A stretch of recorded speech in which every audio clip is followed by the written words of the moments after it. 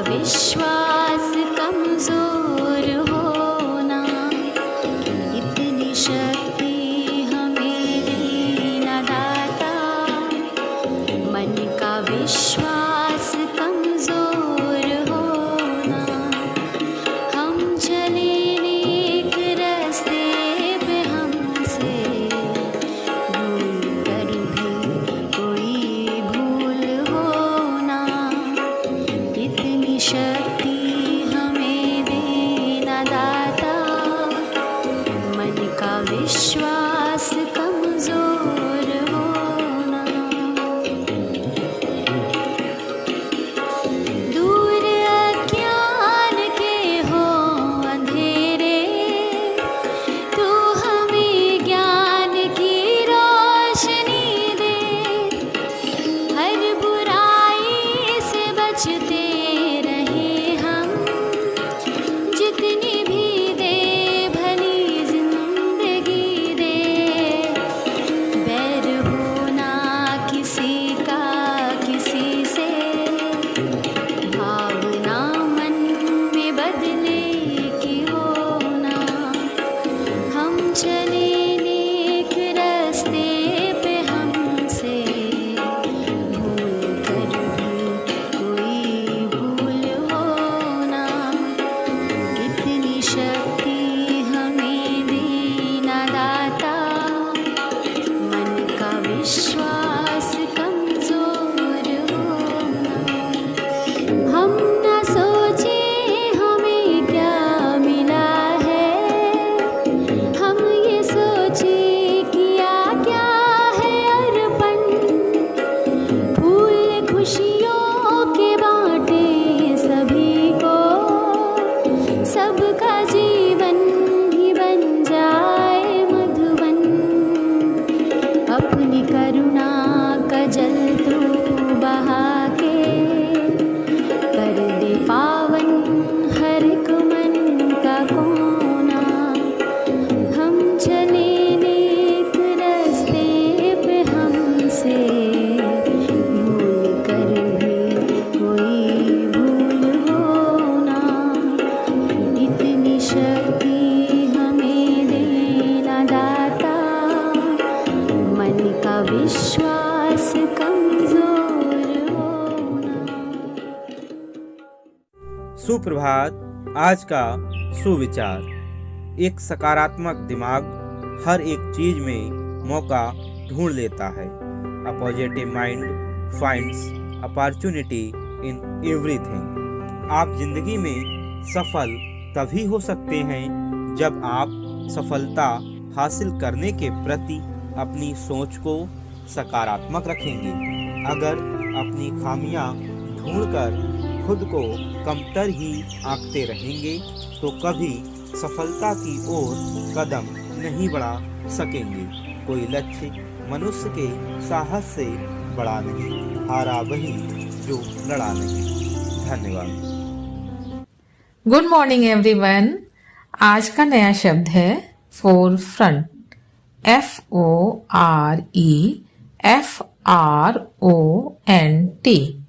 हिंदी में इसका अर्थ है सबसे आगे। वाक्य प्रयोग देखते हैं। Ravi is at the forefront position in a relay team. दूसरा वाक्य प्रयोग है schools headmaster is always at the forefront. Thank you. Good morning. आज की पहेली। ऊपर से नीचे बहता हूँ, हर बर्तन को अपनाता हूँ, देखो मुझको गिरा न देना, वरना कठिन हो जाएगा भरना। इसको एक बार फिर से रिपीट करते हैं ताकि ध्यान से सुनो। ऊपर से नीचे बहता हूँ, हर बर्तन को अपनाता हूँ, देखो मुझको गिरा न देना, वरना कठिन हो जाएगा भरना। सोचो बच्चों, वह क्या चीज है जिसको भरना कठिन हो जाता है? सोचो। हाँ, बिल्कुल, द्रव्य। धन्यवाद।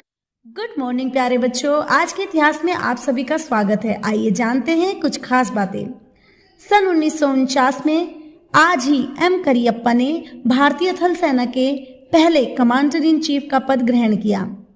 उस दिन से 15 जनवरी को सेना दिवस के रूप में मनाया जाता है तथा सन 1965 में आज ही भारतीय खाद्य निगम की स्थापना हुई। देश में खाद्यान्नों विशेष रूप से गेहूं की भारी कमी को देखते हुए खाद्य निगम अधिनियम सन 1964 के अंतर्गत विभाग में भारतीय खाद्य निगम FCI की स्थापना की गई थी। धन्यवाद। नमस्कार। अब मैं उपस्थित हूँ आपके सामने लेके आज का विशेष, जिसका विषय है फील्ड मार्शल। फील्ड मार्शल भारतीय सेना में सर्वोच्च रैंक है। यह 5 सितारा रैंक है जो 4 सितारा जनरल से अधिक है। फील्ड मार्शल एक औपचारिक रैंक है। इसका भारतीय सेना में कोई कार्य नहीं है। फील्ड मार्शल कभी रिटायर नहीं होता है। उसकी मृत्यु तक उन्हें एक सेवारत अधिकारी के रूप में गिना जाता है। भारतीय सेना में एक फील्ड मार्शल बनने के लिए केवल 2 तरीके हैं। अपनी सेना को एक बड़े युद्ध में जीतें और एक आभार के रूप में रैंक प्राप्त करें। KM करियप्पा ने 1947 के युद्ध में ऐसा ही जादू किया। इस तरह वह भी एक फील्ड मार्शल बन गए। सैम मोनिशा को आभार के टोकन के रूप में एक फील्ड मार्शल के पद पर पदोन्नत किया गया, क्योंकि उन्होंने 1971 की लड़ाई में भारतीय सेना को अपनी कमान के तहत जीत दिलाई। फील्ड मार्शल बनने का एक और तरीका वास्तव में युद्धकालीन जरूरत है। मान लीजिए एक युद्ध चल रहा है, रिटायरमेंट की सामान्य आयु निकट है। अब युद्ध के दौरान अपनी सेना के शीर्ष व्यक्ति को बदलना एक आपदा हो सकती है। इसका समाधान है उसे फील्ड मार्शल के पद पर पदोन्नत करना, क्योंकि फील्ड मार्शल कभी रिटायर नहीं होता। मानेकशॉ को सेवानिवृत्त के से ठीक पहले 1973 में फील्ड मार्शल के पद पर पदोन्नत किया गया। आज के लिए इतना ही। धन्यवाद। नमस्कार। आज की प्रश्नोत्तरी आधारित है भारत विशेष सामान्य ज्ञान पर। पहला प्रश्न है, कौन भारत का प्रमुख चाय उत्पादक राज्य है? उत्तर है असम। असम देश में सबसे बड़ा चाय उत्पादक राज्य है। देश के चाय उत्पादन में असम का योगदान करीब 50% है। प्रश्न 2, जिम कॉर्बेट पार्क कहाँ स्थित है? उत्तर है उत्तराखंड। जिम कॉर्बेट राष्ट्रीय उद्यान भारत का सबसे पुराना राष्ट्रीय पार्क है और 1936 में लुप्त प्राय बंगाल बाघ की रक्षा के लिए हैली नेशनल पार्क के रूप में स्थापित किया गया था। प्रश्न 3, दादा साहब फाल्के पुरस्कार से सम्मानित प्रथम व्यक्ति कौन? उत्तर है देविका रानी। इस पुरस्कार का प्रारंभ दादा साहब फाल्के के जन्म शताब्दी वर्ष 1969 से हुआ। राष्ट्रीय फिल्म पुरस्कार के लिए आयोजित 17वें समारोह में पहली बार यह सम्मान अभिनेत्री देविका रानी को प्रदान किया गया। प्रश्न 4, भारत किस वस्तु का सबसे ज्यादा निर्यात करता है? उत्तर है सूती कपड़े। आज के लिए इतना ही। धन्यवाद। गुड मॉर्निंग बच्चों। आज का बाल गीत है तितली उड़ी उड़ जो चली। तो रंग बिरंगी तितलियाँ आप सबको पसंद है, तो आइए गाइए मेरे साथ। उड़ जो चली फूल ने कहा आजा मेरे पास, तितली कहे मैं चली आकर। Have a good day. Thank you. आज मैं आपके लिए लेकर आई हूँ मूर्ख कौआ और चालाक लोमड़ी की कहानी। चलिए शुरू करते हैं। किसी जंगल में एक कौआ रहता था। हर कोई उससे दूर ही रहता था, क्योंकि वह अपनी कर्कश आवाज़ में गाता रहता था। एक दिन वह भोजन की तलाश में जंगल से दूर गांव की ओर निकल गया। किस्मत से उसे वहां एक रोटी मिल गई।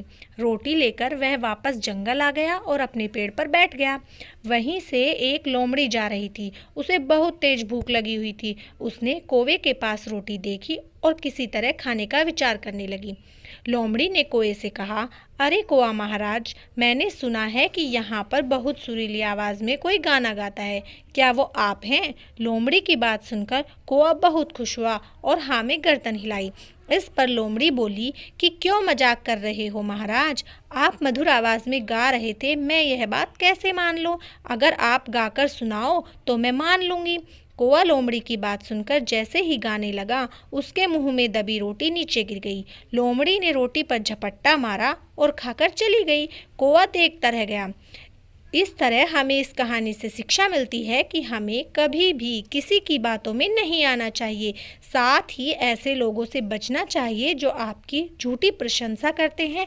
ऐसे लोग सिर्फ अपना काम निकलवाने के लिए ऐसा व्यवहार करते हैं। धन्यवाद। नमस्कार, मैं प्रेम वर्मा। आज मोटिवेट योरसेल्फ का विषय है मैराथन और फिलीपीड्स। ये घटना सभी बेसिक शिक्षकों को समर्पित है।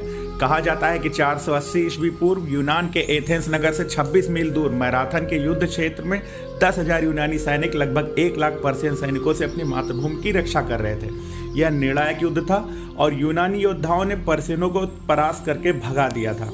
इस विजय की खबर पहुंचाने यूनानी सेना का एक प्रसिद्ध धावक फिलीपीड्स अपने कवच टाप उतारकर एथेंस की ओर दौड़ पड़ा। वह युद्ध से बेहद थका हुआ था, लेकिन फिर भी पहाड़ों, जंगलों, कटीले झाड़ों वाले रास्तों को बिना कहीं रुके पार करता आगे भागता ही रहा। एथेंस नगर में उसने जब प्रवेश किया तो उसके पैर खून से सने थे, उसकी सांस उखड़ रही थी। जमीन पर गिरने से पहले वह जोर से चिल्लाया, देशवासियों, हम युद्ध जीत गए, खुशियां मनाओ। ऐसा बोलकर वह तुरंत गिरकर ढेर हो गया। इस वीर धावक की याद में मैराथन दौड़ की शुरुआत ओलंपिक 1896 से हुई, जो इस समारोह का अंतिम इवेंट रहता है। इस घटना को यदि अपने बेसिक शिक्षा विभाग से जोड़कर देखें तो यहाँ अपेक्षाकृत कम शिक्षक समर्पित होकर शिक्षा का स्तर सुधारने और इसे बेहतर बनाने का प्रयास कर रहे हैं। यहाँ आदर्श शिक्षण के मार्ग में आने वाली बाधाएं मैराथन और इन्हें परास्त कर आगे बढ़ने वाला हर समर्पित शिक्षक फिलीपीड्स से कम नहीं है। आप सभी के जज्बे को सलाम।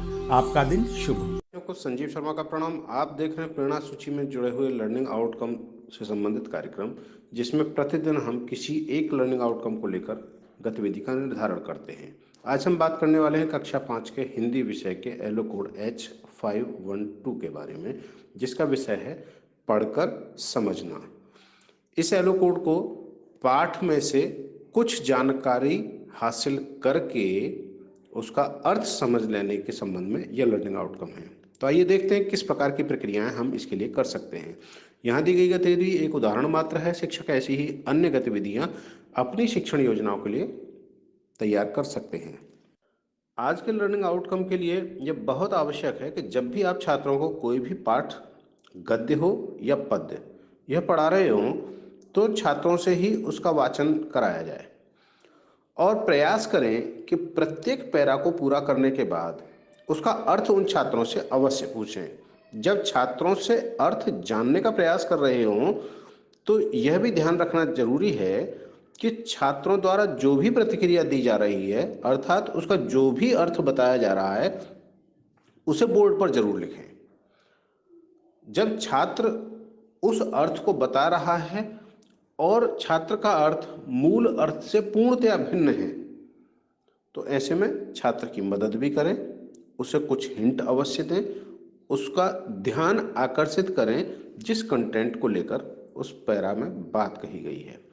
प्रस्तुति इस प्रकार से कराएं कि कक्षा के लगभग सभी छात्रों को यह अवसर प्राप्त हो सके। जब यह क्रम आप कराते रहेंगे और दोहराते रहेंगे तो आप देखेंगे कि छात्रों की समझ बन पा रही है और किसी भी प्रकरण पर बहुत आसानी से, बहुत अच्छी से समझ बन सकती है। ध्यान देने योग्य बात यह है कि छात्रों के साथ साथ आपकी सक्रिय और सजग भागीदारी बहुत अधिक आवश्यक है। तो कराते रहें गतिविधि और हासिल करें प्रेरणा लक्ष्यों को। हम बनाएंगे प्रेरक प्रदेश उत्तर प्रदेश। जय हिंद, जय शिक्षा।